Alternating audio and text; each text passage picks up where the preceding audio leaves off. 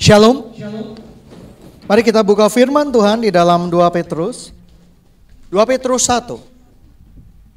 2 Petrus 1 ayat yang kedua. 2 Petrus 1 ayat yang kedua. Kasih karunia dan damai sejahtera melimpahi kamu oleh pengenalan akan Allah dan akan Yesus Tuhan kita. Karena kuasa ilahinya telah menganugerahkan kepada kita segala sesuatu yang berguna untuk hidup yang saleh oleh pengenalan kita akan Dia, yang memanggil kita oleh kuasanya yang mulia dan ajaib. Dengan jalan itu, Ia telah menganugerahkan kepada kita janji-janji yang berharga dan yang sangat besar, supaya kamu boleh mengambil bagian dalam kodrat ilahi dan luput dari hawa nafsu dunia yang membinasakan dunia. 5. Justru karena itu kamu harus dengan sungguh-sungguh berusaha untuk menambahkan kepada imanmu kebajikan, dan kepada kebajikan pengetahuan, dan kepada pengetahuan penguasaan diri, dan kepada penguasaan diri ketekunan, dan kepada ketekunan kesalehan, dan kepada kesalehan kasih akan saudara-saudara, dan kasih akan saudara-saudara, kasih akan semua orang. Sebab semuanya, apabila semuanya itu ada padamu dengan berlimpah-limpah, kamu akan dibuatnya menjadi giat dan berhasil dalam pengenalanmu akan Yesus Kristus Tuhan kita. Tetapi barang siapa tidak memiliki semuanya itu, ia menjadi buta dan picik, karena ia lupa bahwa dosa-dosanya yang dahulu telah dihapuskan. Amin. Sidang jemaat yang dikasihi Tuhan, seringkali pikiran kita membatasi kita untuk mengenal Kristus lebih dalam. Begitu banyak orang yang tidak bisa mengalami dan merasakan Tuhan karena pikiran. Kira-kira Tuhan tidak sayang aku, kira-kira Tuhan tidak mencintai aku. Wah, ini kelihatannya sudah terlambat. Wah, masa sih Tuhan mau melakukan itu sekali lagi untukku? Kemarin hari Jumat, sore malam, tubuh saya begitu letih, begitu capek, dan wajah saya seperti merah sekali. Saya tidak tahu itu apa, tapi yang jelas saya betul-betul sangat tidak enak badan. Akhirnya saya tensi yang pertama 140. Saya mulai berpikir, loh, kemarin saya periksa darah semuanya normal. Tidak ada kolesterol, tidak ada gula darah, tidak ada gangguan jiwa, tidak ada apapun. Kenapa kok bisa 140? Tapi kepala saya semakin berat dan semakin berat. Akhirnya ditensi lagi dan mencapai 210. Dan ketika ditensi mencapai 210, wah, saya sudah melihat sesuatu yang tidak jelas. Di pintu kamar saya sudah melihat nenek saya yang percaya sama Tuhan Yesus melambaikan tangan pada saya. Saya sudah berdebar, matang ini Tuhan. Ini saat-saat yang terakhir. Yang ku ingat, yang saya ingat yaitu 1, menceritakan kode ATM. Yang kedua, saya menceritakan saya ada asuransi di mana saja gitu ya. Tiba-tiba pikiran konyol itu disentakkan oleh Tuhan. Dan Tuhan berkata di dalam hati saya, berdoa. Oh, berdoa ya. Hamba Tuhan lupa berdoa. Diragukan hamba Tuhannya gitu ya. Akhirnya anak saya yang kedua histeris. Papa, karena mukanya saya mungkin juga sudah tidak serupa dengan papanya lagi gitu ya. Seperti itu. Anak saya yang ketiga nyantai banget. Dia cubit kaki saya ingat dicubit, aduh kepingin saya pukul tapi gak bisa gitu ya. Gak bisa bangun, karena sudah tergeletak tidak berdaya. Tetapi saya dengan kata terbata-bata, saya cuma bilang sama anak saya, berdoa. Kalau ada apapun ingat Tuhan. Karena Tuhan sudah menyelamatkan papa berulang-ulang, kamu harus berdoa, histerismu tidak akan membuat apa-apa. Akhirnya anak saya yang kedua berdoa. Dia panggil cece-nya akhirnya juga berdoa. Ya kan? Anak saya yang ketiga berdoa. Singkat cerita membaik. Dari 210 bayangin, 210 ya. Bibir saya sudah ketarik ke kiri. Waduh, saya orang yang cukup mengerti pengobatan. Tuhan Yesus, saya bisa gejala stroke ini Tuhan. Bibir saya sudah ke kiri, wajah tampan saya tidak terlihat lagi.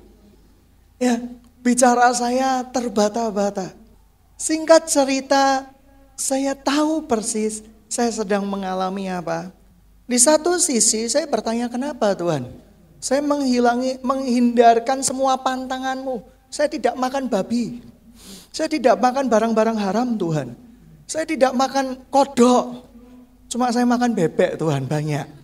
Saya tidak makan apapun Tuhan yang bisa membuat saya terkena tekanan darah. Kolesterol saya normal.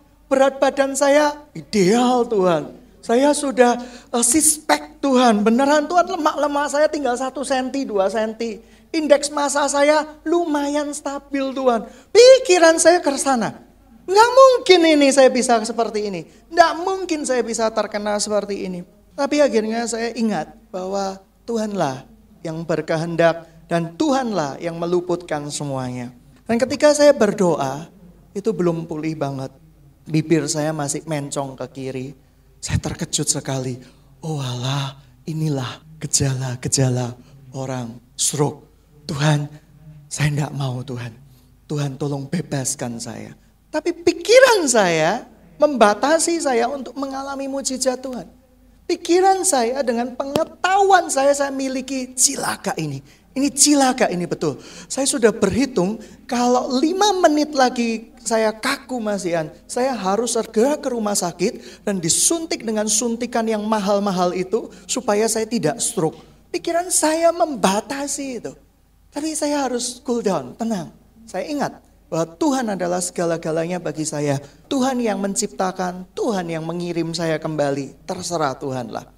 Dan singkat cerita saya memberikan waktu 5-10 menit karena batas waktu untuk stroke itu 1 jam.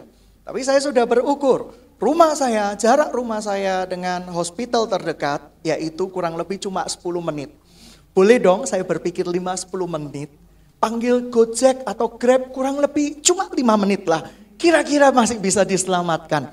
Pikiran kepintaran ya seperti ini gitu ya. GPS mulai jalan, jarak rumah berapa menit gitu ya. Saya sudah mulai berhitung.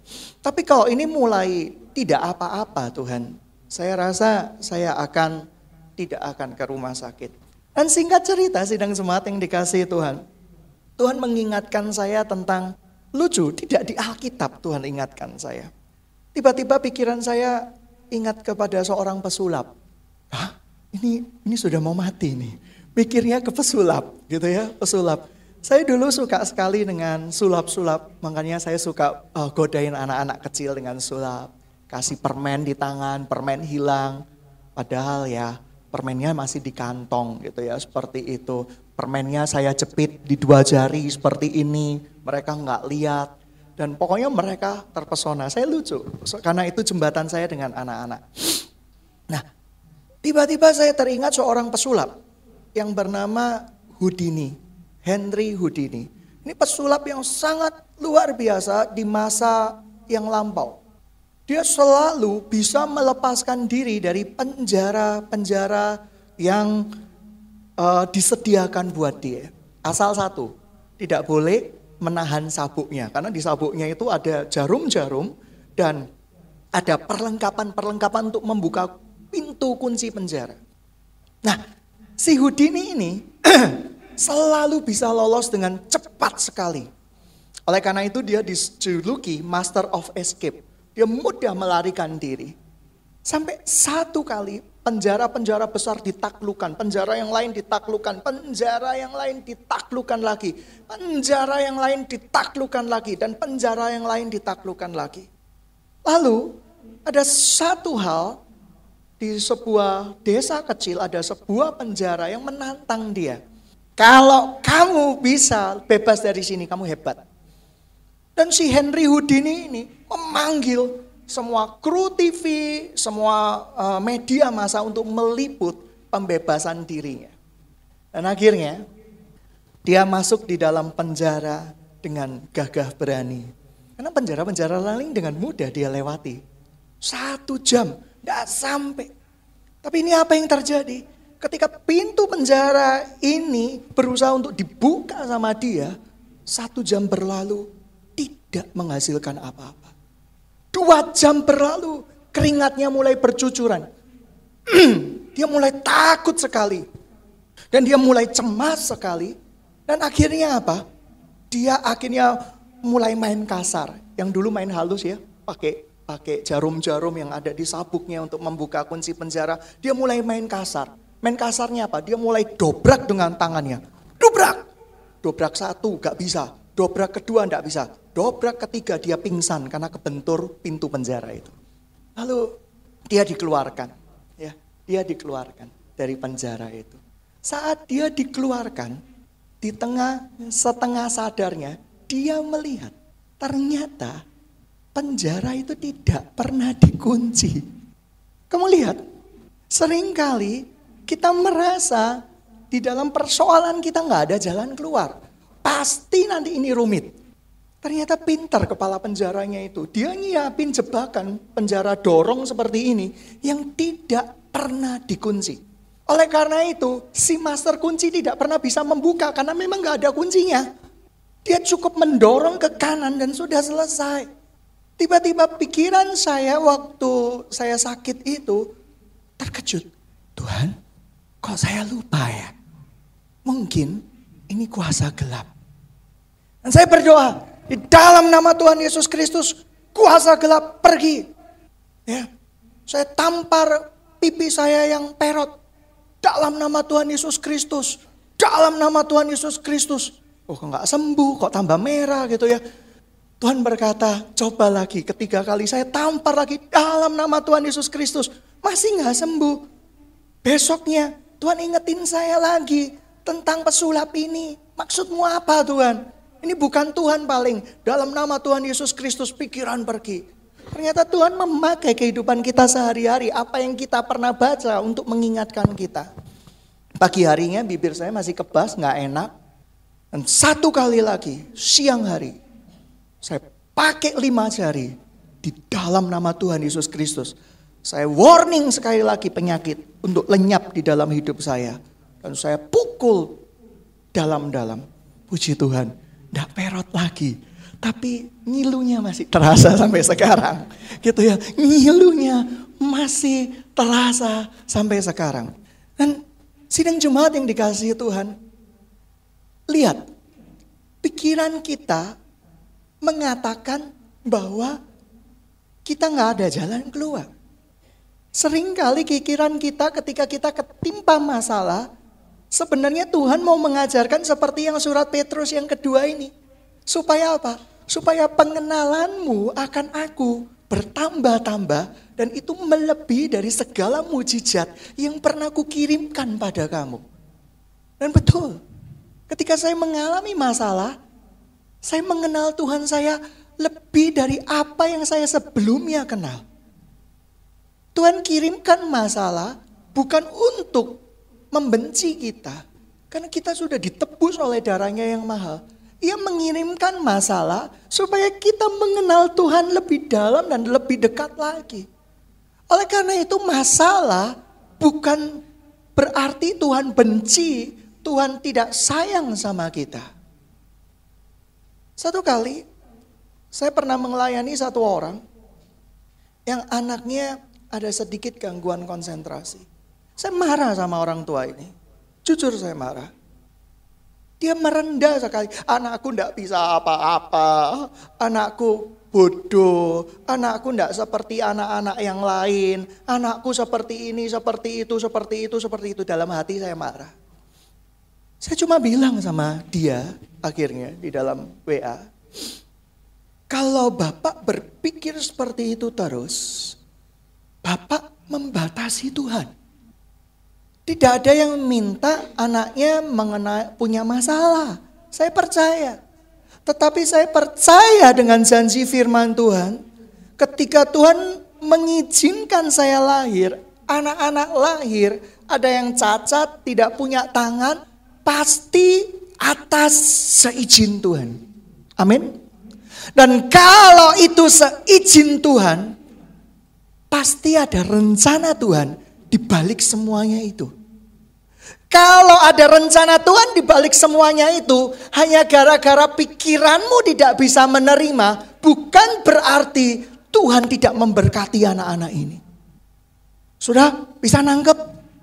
Dan yang terakhir, ketika Tuhan kasih kita sebuah problema, Tuhan kepingin kita selangkah lebih maju di dalam pengenalan akan Dia.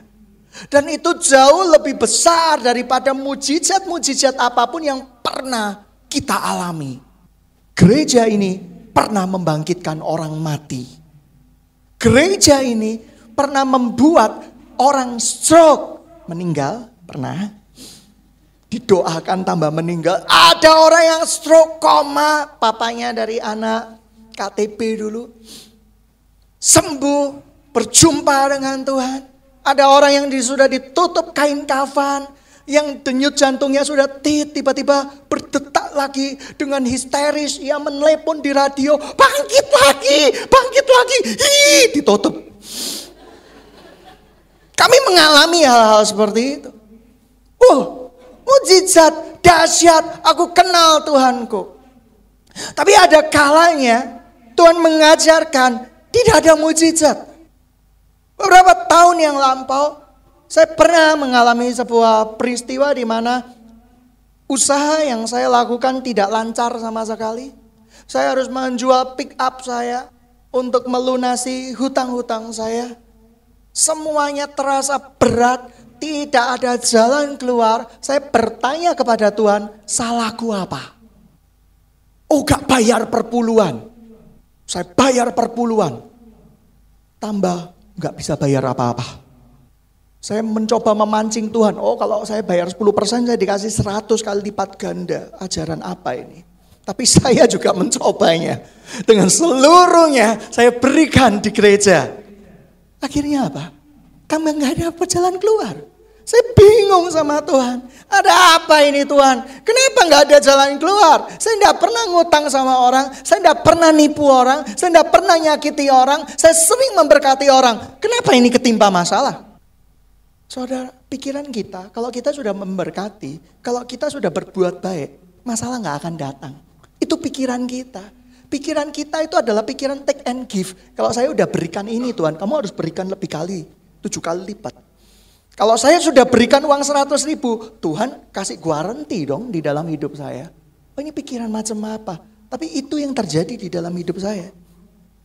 Tapi ketika itu terjadi, 2 Petrus ini merema.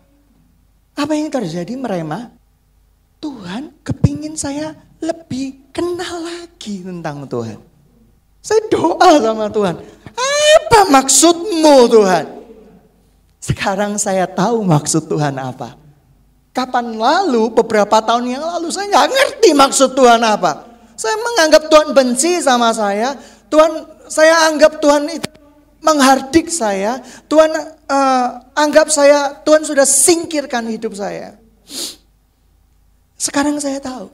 Pernah nggak Anda yang tadinya Anda tidak tahu, sekarang jadi tahu apa maksud Tuhan? Tuhan, saya suka banget sama perempuan itu. She is beautiful, ya kan? Aku ingin bernyanyi Tuhan untuk dia. I can show you the world, ya kan? Aku ingin menjadi Aladin buat dia Tuhan. Akan dengan karpet ajaib Tuhan. Aku akan membawa dia berkeliling dunia. Tetapi kenapa nggak boleh? Why dan why? Tapi sekarang saya tahu. Ternyata dia membawa suaminya dan anak-anaknya ke berhala-berhalanya yang lama. Pantas Tuhan tidak boleh saya menikahi dia. Sekarang saya tahu. Itu jawaban mereka. Itu jawaban teman saya. Sekarang saya tahu. Dulu marah-marah. Doa Esther 3 hari 3 malam supaya perempuan itu kembali ke dia. Supaya perempuan itu tidak jadi putus sama dia. Doa Esther, badan sudah ceking tambah ceking lagi gitu ya. Dan semua doa dia sudah lakukan. Dia foto dari perempuan itu dia tumpangi minyak urapan. Dia sudah kasih tumpang minyak perjanjian baru. Kasih anggur perjamuan.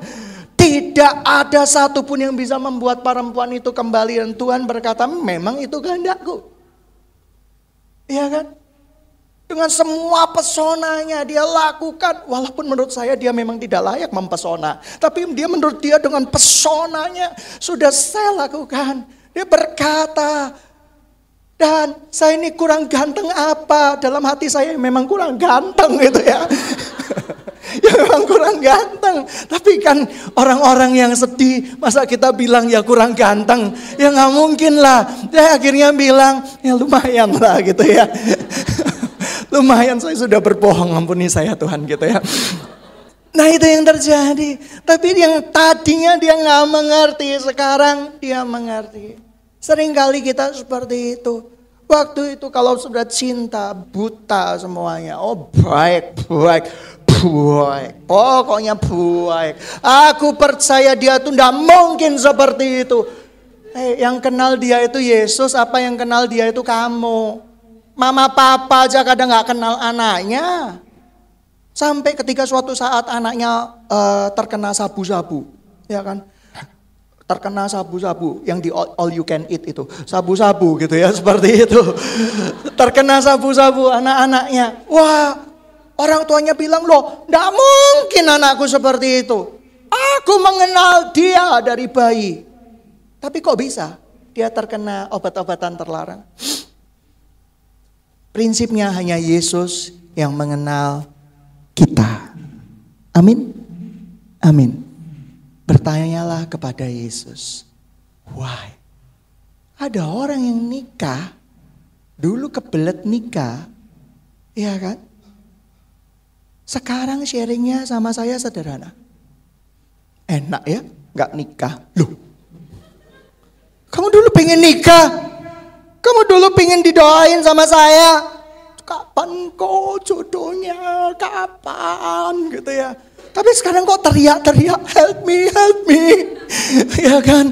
Aku terkungkung. Aku di rumah terus dengan 5 anak berandal ini gitu ya, seperti itu. Aku terkungkung, bebaskan aku, help me. Ya salahmu sendiri gitu ya. Aduh, aku ngerti maksud Tuhan apa dulu. Pantesan aku yang nakal, aku mengetuk pintu terus, makanya aku nikahnya lebih cepat. Loh, sidang jemaat yang dikasih Tuhan, Tuhan tahu yang terbaik buat kita loh. Kita ini sering kali menganggap pikiran kita yang paling benar. Tapi Tuhan mau mengajarkan kita sesuatu. Sidang jemaat yang dikasih Tuhan, banyak pintu-pintu pikiran di dalam pikiran kamu yang membuat kamu terpenjara. Sebenarnya Tuhan sudah bebaskan dan berikan solusi atas semua masalah kamu. Itu yang pertama.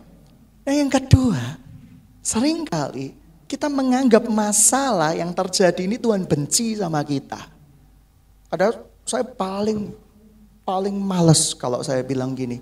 Ada orang yang sharing sama saya, Pak, anak saya ada gangguan ini. Loh, iya kenapa? Ini karena dosa saya, Pak. Loh, kamu udah bertobat belum? Sudah bertobat. Loh, kalau sudah bertobat, kutuk itu udah dipatahin. Ini kutuknya dari turunan ke-7. Ya ampun, Alkitab mengatakan hanya 4 turunan, ini kok 7 turunan. Ini gimana sih Bapak ini? Seperti itu, pengenalan akan Tuhan. Sejak dia mengenal akan Tuhan, hidupnya berubah. Dia tidak membatasi pikiran anaknya bahwa anaknya gak bisa apa-apa. Anaknya sekarang bisa apa-apa.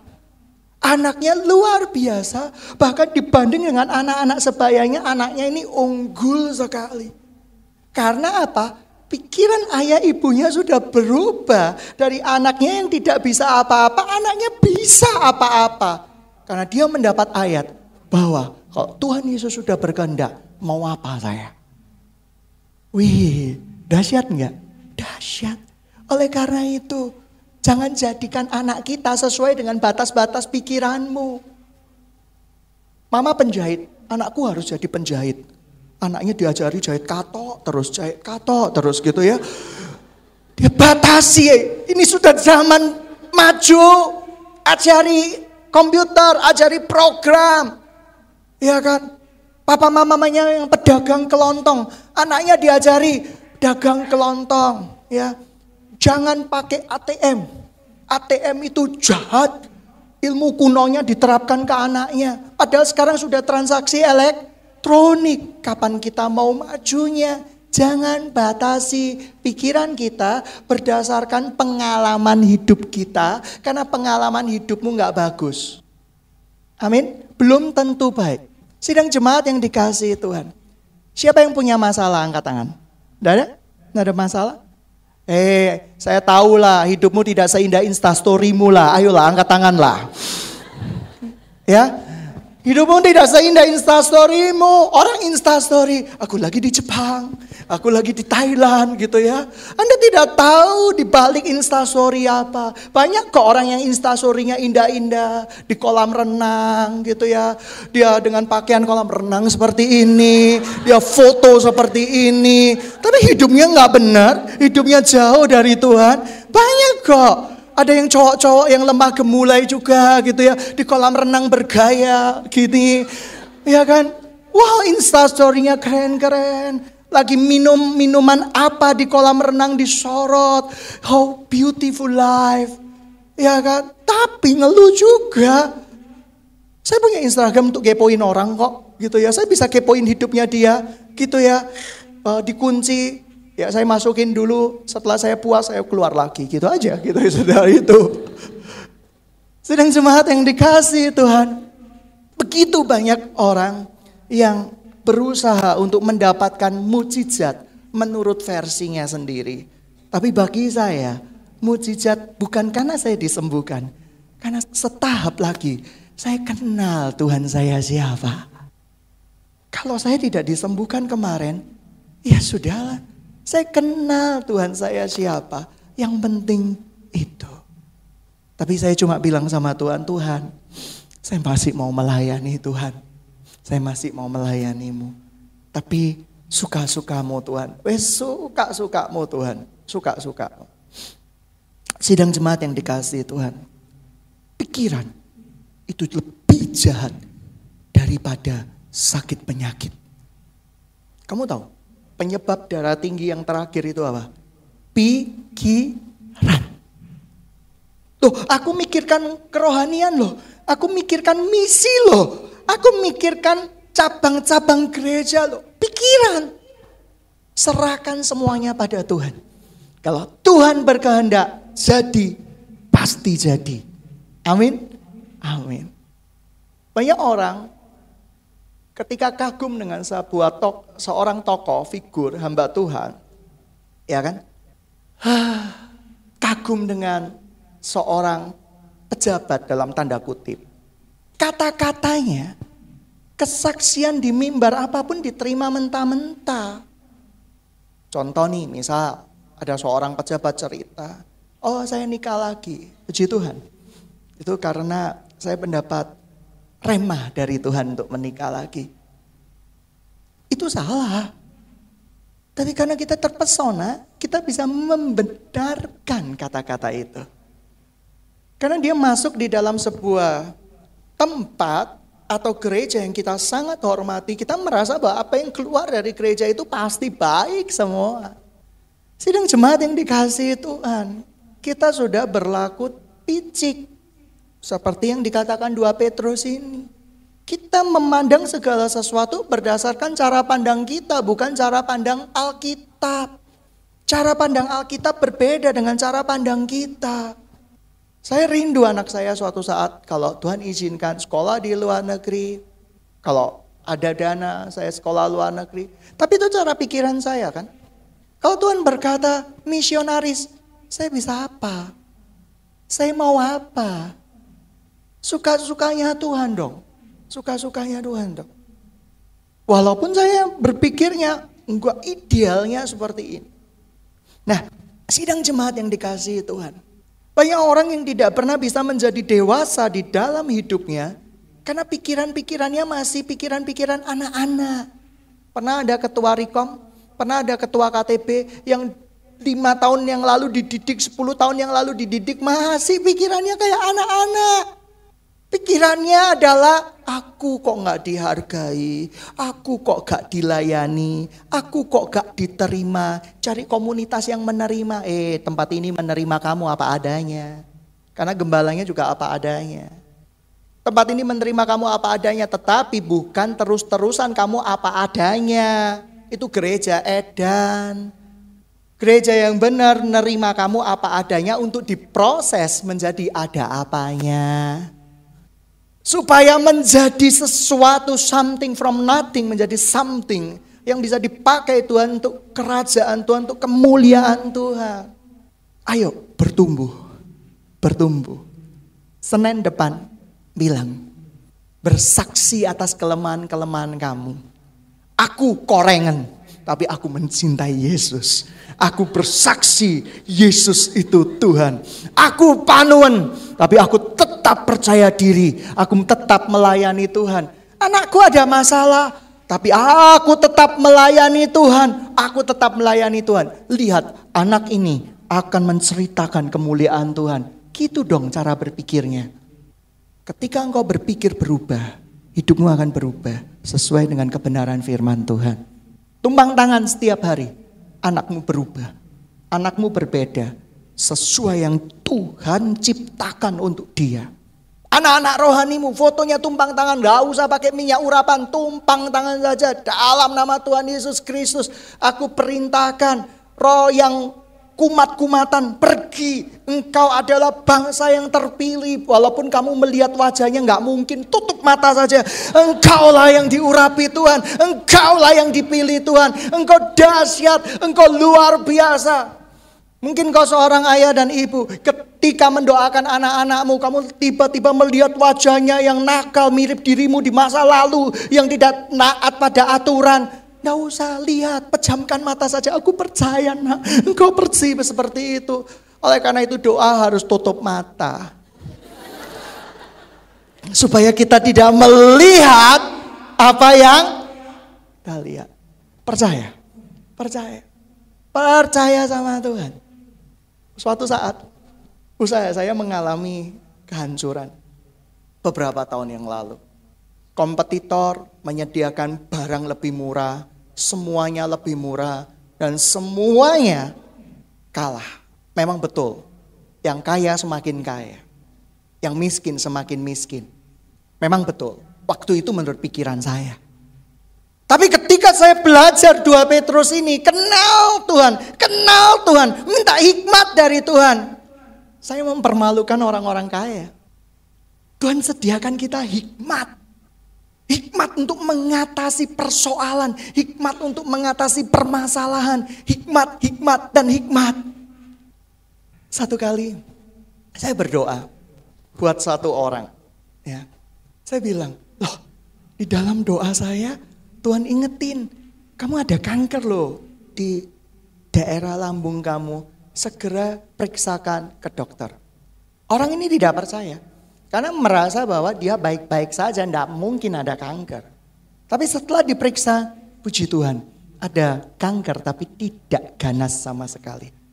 Tapi dengan ketahuan lebih cepat, dengan benar-benar ketahuan lebih cepat akan menolong dia untuk menyelesaikan permasalahan-permasalahan dia di esok kemudian hari. Sidang jemaat yang dikasihi Tuhan, seperti Houdini tadi, seorang pesulap yang terkenal, yang selalu bisa melarikan diri, tidak bisa melarikan diri gara-gara penjara yang tidak pernah terkunci. Demikian hidup kita kadang. Pintu itu sudah dibuka sama Tuhan, kamu mikirnya kekunci terus. Kamu gimana sih? Semua sudah dibukain Tuhan, jalan sudah dibukain Tuhan. Tapi kamu merasa ini sulit sekali. Saya dulu pernah jadi guru les. Ya, walaupun saya nggak pintar-pintar amat, tapi yang jelas murid saya lebih bodoh dari saya. Jadi saya bisa pinteri dia. Ya kan? Dan murid saya yang pertama adalah teman saya sendiri. Yang ranking terakhir. Saya ranking tengah-tengah. Saya tidak awal dan tidak akhir. Walaupun ajaran saya dikoreksi teman saya yang paling pintar satu kelas dibilang salah, dia menganggapnya benar. Karena apa? Saya lebih pintar dari dia. Ya enggak? Saya lebih pintar dari dia. Nah, singkat cerita, sidang jemaat yang dikasihi Tuhan, saya bisa membuat orang berpikir itu benar padahal salah. Bertanyalah kepada firman Tuhan. Jangan bertanya kepada orang-orang yang lain. Tanyalah kepada firman Tuhan. Nah, sidang jemaat yang dikasihi Tuhan, Tuhan itu sudah memberikan jalan keluar buat engkau. Anakmu masa depannya penuh kemenangan. Loh, itu janji Tuhan. Pintu itu udah dibuka. Tapi cara kamu meresponi janji Tuhan itu yang penting. Seringkali kita meresponi janji Tuhan itu dengan begitu banyak pertanyaan. Kenapa Tuhan? Soro aku ndidike Tuhan. Anak ini makan banyak biaya Tuhan. Sudah mie ayam, mie pangsit semua dia makan. Semua rumah dia berantakin. Tuhan, anak ini mau apa? Nggak mau apa-apa. Anak ini cuma mau mengalami kasih Yesus. Amin. Amin. Oleh karena itu, sidang jemaat yang dikasihi Tuhan, jangan pernah membatasi pikiran kamu dengan pikiranmu sendiri yang terbatas. Poin yang kedua, kalau kamu ketimpa masalah, Tuhan mau kamu belajar lebih lagi mengenal Dia dari masalah-masalahmu. Yang ketiga, apa yang Tuhan inginkan? Mari kita baca 2 Petrus 1 ya. Ayat 2 Petrus 1 ayat 8. Sebab apabila semuanya itu ada padamu dengan berlimpah-limpah, kamu akan dibuatnya menjadi giat dan berhasil akan pengenalanmu akan Yesus Kristus Tuhan kita. Apa yang kita miliki? Coba ya, kita belajar ayat 5. Karena itu justru sungguh-sungguh kamu harus menambahkan kepadamu imanmu apa? Imanmu apa? Halo? Kebajikan. Wise. Kebajikan itu wise. Bijaksana. Kebajikan. Iman yang bijaksana bukan iman yang nontot. Iman yang bijaksana itu kayak gini loh. Oh, aku percaya anakku ini akan dahsyat. Anakku ini akan luar biasa. Tapi sedang ada masalah. Oke, aku akan belajar kenal Tuhan. Itu bijaksana. Tapi kalau nontot atau enggak bisa Tuhan. Anakku cuma EQ-nya 70 Tuhan. Aku minta hari ini juga Tuhan EQ-nya 150 dalam nama Yesus. Itu iman yang kurang ajar. Ya, imanmu bijaksana. Kebajikan. Kepada kebajikan pengetahuan. Knowledge. Pengetahuan ini ada dua. Dari firman Tuhan dan dari dunia. Tapi pengetahuan dari firman Tuhan harus lebih tinggi daripada pengetahuan akan dunia. Artinya apa? Tuhan boleh kita bersinergi dengan pengetahuan di dunia ini. Tetapi pengetahuan di dunia ini harus takluk dengan pengetahuan akan firman Tuhan. Contoh. Anak kamu sakit gendang telinga. Iman kamu sembuh. Tapi pengetahuan menyuruh kamu membawa ke dokter. Nggak apa-apa, bawa ke dokter. Hati-hati loh. Saya dulu seperti itu. Saya doain nggak mau ke dokter. Nggak mau ke dokter. Pahlawan-pahlawan iman tanpa ke dokter. Dalam nama Yesus. Dalam nama Yesus. Semakin sakit. Karena dimaksud firman Tuhan ini pengetahuan itu apa? Pengetahuan manusia sehari-hari itu tetap dibutuhkan. Tetapi ingat, pengetahuan itu tidak tinggi nilainya daripada firman Tuhan. Kalau dokter berkata mentok, masih ada Tuhan yang berkata tidak mentok. Amin? Amin. Oleh karena itu, yang sakit tetap perlu ke dokter.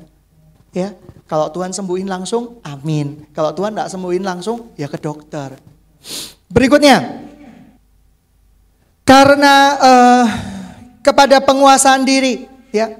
Kepada pengetahuan penguasaan diri. Maksudnya apa sih kepada pengetahuan penguasaan diri? Gini dong.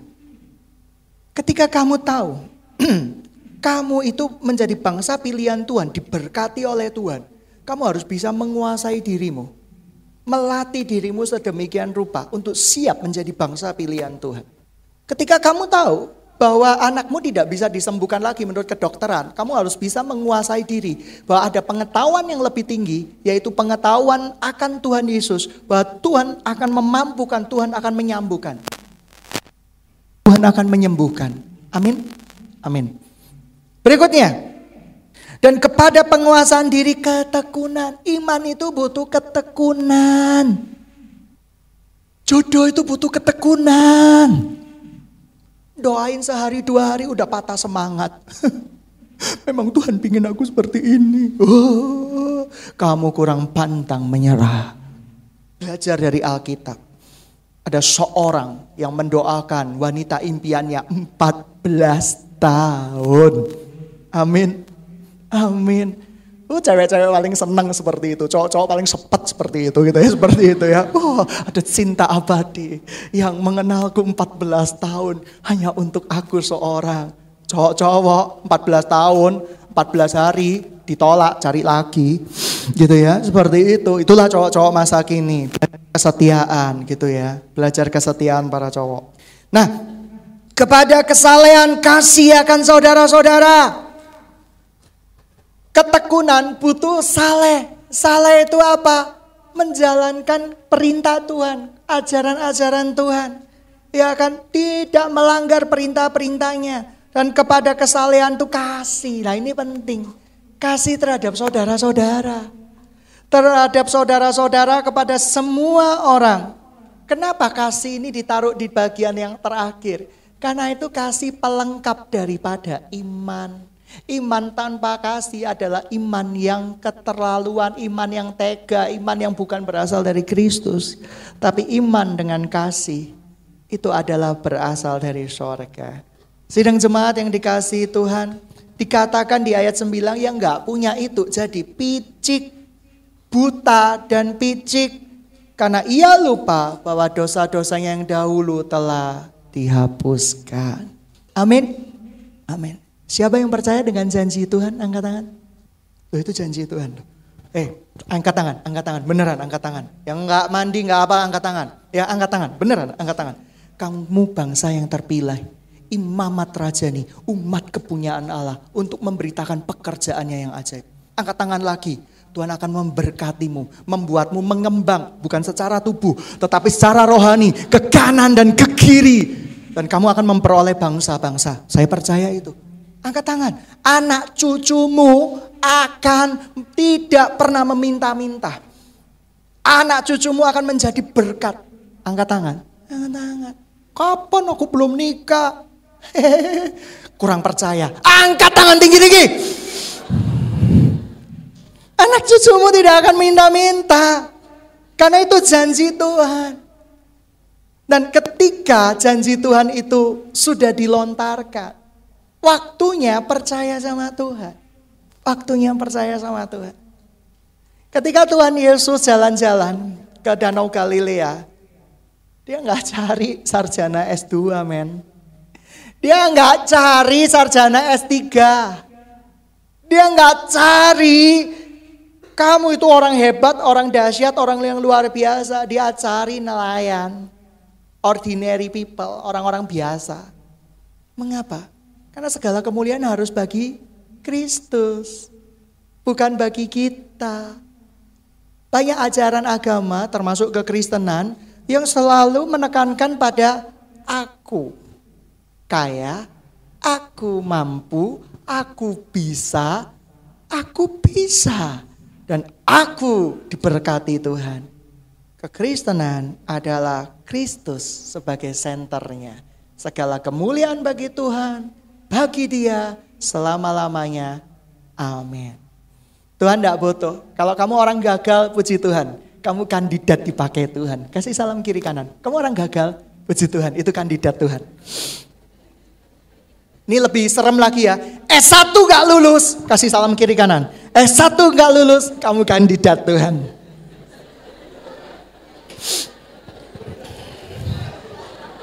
Ya kan?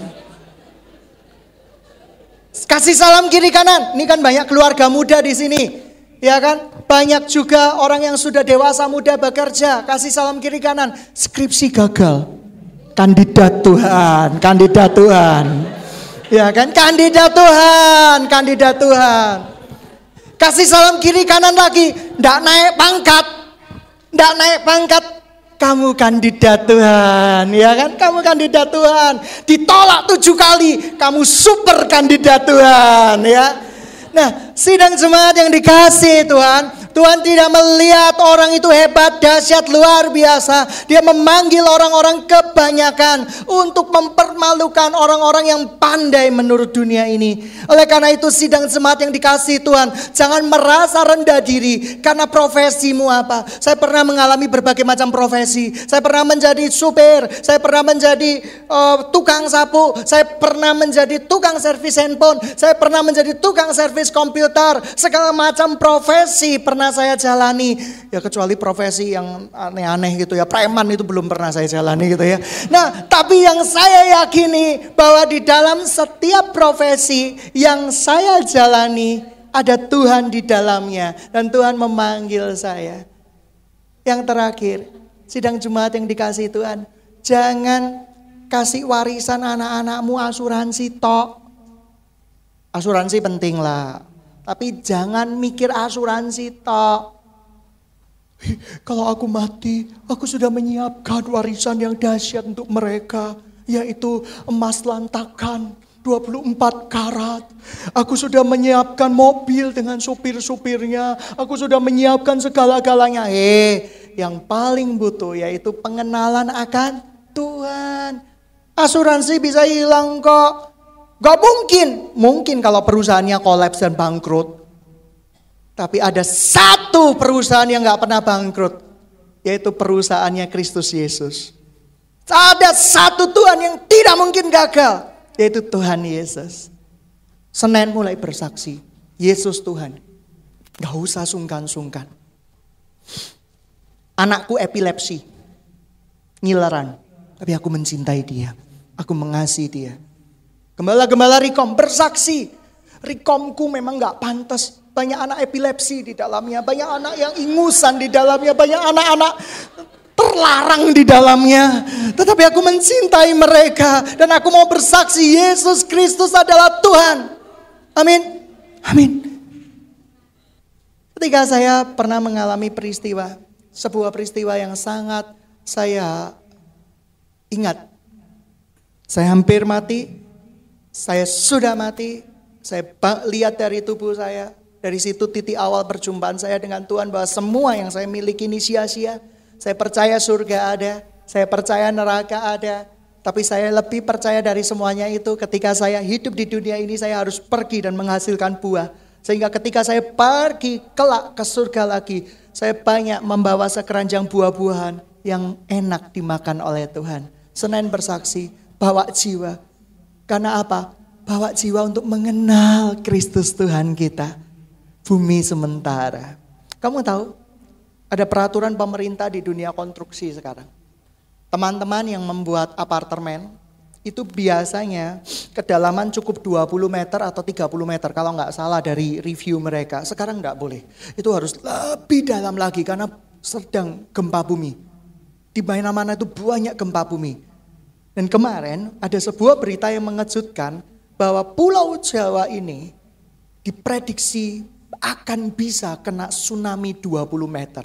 Dan itu artinya yang tinggal di kota Yogyakarta, kamu sedang liburan di kota Yogyakarta gitu ya, yang tidak di Candi Borobudur yang bagian atasnya, kamu di bagian bawahnya, kamu potensi kena tsunami.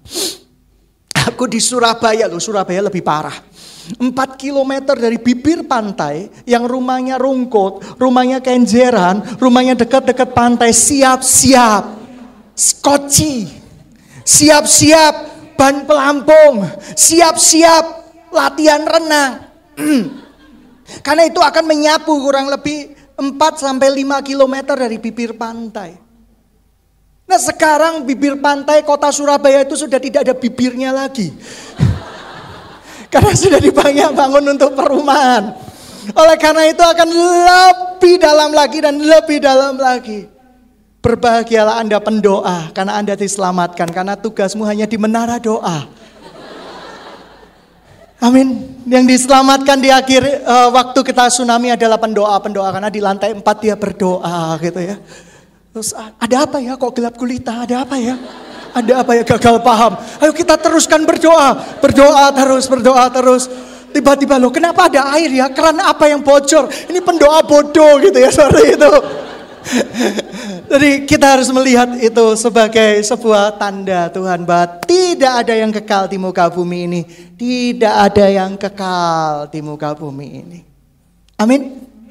Amin. Kasih salam kiri kanan. Hari ini pulang, aku akan bersaksi Yesus Tuhan. Aku memang komedon, tapi Yesus Tuhanku. Dahsyat Tuhanku. Tuhan tidak memilih berdasarkan kualifikasi. Tuhan yang memilih berdasarkan kerinduan Dia untuk aku dipilih. Itu Tuhan saya. Itu Tuhan kita. Jangan sekali-sekali engkau ada saya dikirimi oleh teman saya. Jangan pernah mengidolakan hamba Tuhan. Karena hamba Tuhan idolanya Yesus Kristus. Oh amin, amin. Itu bagus. Gitu ya. Jangan pernah mengidolakan sebuah gereja. Karena gereja mengidolakan Yesus. Nah, sidang jemaat yang dikasihi Tuhan. Siapa yang mau mengenal Yesus lebih lagi angkat tangan. Usahamu seret. Yesus ada mau bicara sama kamu. Bicara apa? Bicara utang tak? Oh bukan. Tuhan mau bicara. Tundukkan kepalamu. Menghentikan cipta. Bukan. Tundukkan kepalamu. Minta. Dengarkan. Dia mau bicara sama engkau. Jangan engkau kencangkan suara siaranmu kepada suamimu, kepada anak-anakmu, kepada istrimu atau kepada siapapun. Ketika kamu ada masalah, diam, mengheningkan cipta, doa sama Tuhan, jangan tambah ngecepret. Kamu tahu kan, ini ada masalah, ini keuangan kita sedang hancur, kamu ini kok diam-diam jadi cowok atau gimana? Haleluya, gitu ya, seperti itu ya. Jadi jangan banyak bicara, tinggal tenang, doa. Yesus mau bicara sama kamu. Teman-teman, ada satu orang yang usahanya sedang hancur. Dia doa tinggal tenang. Dan dia mendapat jawaban dari Tuhan. Saya gak percaya. Anak Tuhan gak dijawab. Tuhan itu bukan anak Tuhan. Lu anak hantu. Karena Tuhan menjawab umatnya. Amin. Itu janji Tuhan. Angkat tangan. Siapa yang bilang percaya Tuhan menjawab umatnya, angkat tangan. Nah, siapa yang doa gak pernah dijawab Tuhan, angkat tangan. Berarti kamu bukan umatnya. Kamu bukan umatnya. Ya kan, kamu bukan umatnya. Karena Tuhan menjawab umatnya.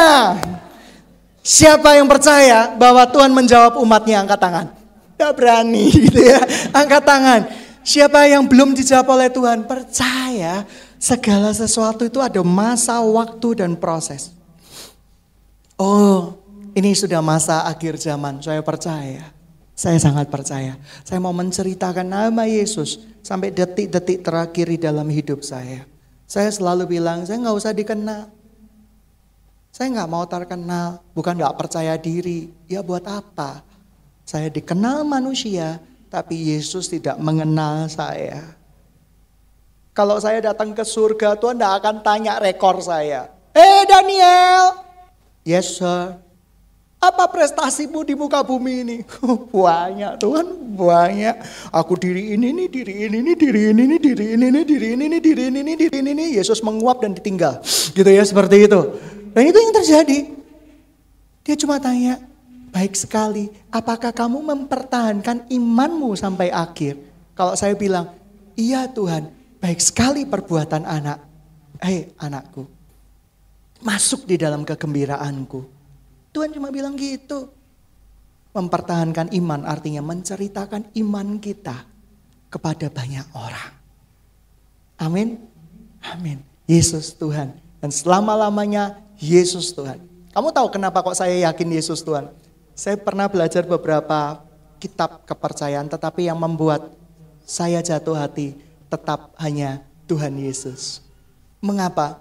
Tidak ada satupun kepercayaan di muka bumi ini yang Tuhannya atau nabinya sempurna. Tidak ada. Hanya Yesus nabi yang sangat sempurna. Dia tidak berbuat dosa. Dia tidak bercacat celah. Dan tidak ada tertulis di dalam sebuah kitab manapun seorang nabi bisa menciptakan segala sesuatu. Yesus pernah menciptakan di kepercayaan tertentu. Yesus pernah menciptakan burung. Dan burung itu terbang dari tanah liat. Siapa Yesus? The Creator. Siapa Yesus? Pencipta. Yesus bukan ciptaan. Oleh karena itu saya percaya. Saya tidak mau percaya pada ciptaan. Saya mau percaya pada pencipta.